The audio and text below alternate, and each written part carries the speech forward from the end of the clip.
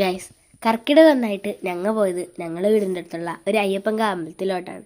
ഈ അമ്പലം ഒരു ചെറിയ അമ്പലമാണെങ്കിൽ എനിക്ക് ഏറ്റവും ഇഷ്ടപ്പെട്ട അമ്പലം ഇത് തന്നെയാണ്. അതായത് ഞാൻ ഏറ്റവും കൂടുതലും വന്നിട്ടുള്ള അമ്പലം ഇത് തന്നെയാണ്. കാലൊക്കെ കിഴി പുഷ്പാഞ്ജലി ചെയ്യുന്നിടത്തേക്ക് പോയി. എപ്പോഴും പുഷ്പാഞ്ജലി ചെയ്യണ ആരാ ഈ പ്രാവശ്യം ചെയ്ത് എള്ളുതിരിയാണ് കത്തിച്ചത്. ഞാനെന്തായാലും യൂണിഫോം ഒക്കെ ഇട്ടാണ് പോയത്, കാരണം സ്കൂളിൽ പോകാൻ സമയമായി അതാരണം. എന്നിട്ട് പിന്നെ ചുറ്റും പ്രാർത്ഥിച്ചു, അവിടെയുള്ള അമ്പലക്കിണറ്റിലൊക്കെ പോയി. എന്നിട്ട് ഞങ്ങൾ നാഗത്തിൻ്റെ അടുത്തും ആലിൻ്റെ അടുത്തൊക്കെ നന്നായി പ്രാർത്ഥിച്ചു. അപ്പോഴാണ് ചന്ദനം തൊടേണ്ട കാര്യം ഓർമ്മ വന്നത്. അപ്പോൾ പോയി ചന്ദനം തൊട്ട്.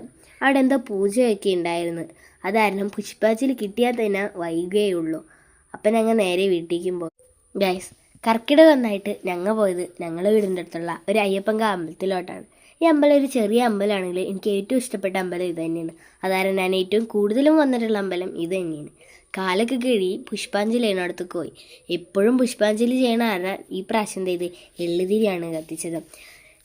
ഞാനെന്തായാലും യൂണിഫോം ഒക്കെ ഇട്ടാണ് പോയത്, കാരണം സ്കൂളിൽ പോകാൻ സമയമായി അതാരണം. എന്നിട്ട് പിന്നെ ചുറ്റും പ്രാർത്ഥിച്ചു, അവിടെയുള്ള അമ്പലക്കിണറ്റിലൊക്കെ പോയി. എന്നിട്ട് ഞങ്ങൾ നാഗത്തിൻ്റെ അടുത്തും ആലിൻ്റെ അടുത്തൊക്കെ നന്നായി പ്രാർത്ഥിച്ചു. അപ്പോഴാണ് ചന്ദനം തൊടേണ്ട കാര്യം ഓർമ്മ വന്നത്. അപ്പോൾ പോയി ചന്ദനം തൊട്ട്. അവിടെ എന്തോ പൂജയൊക്കെ ഉണ്ടായിരുന്നു. അതാരണം പുഷ്പാഞ്ജലി കിട്ടിയാൽ തന്നെ വൈകുകയുള്ളൂ. അപ്പം ഞങ്ങൾ നേരെ വീട്ടിലേക്കും പോയി.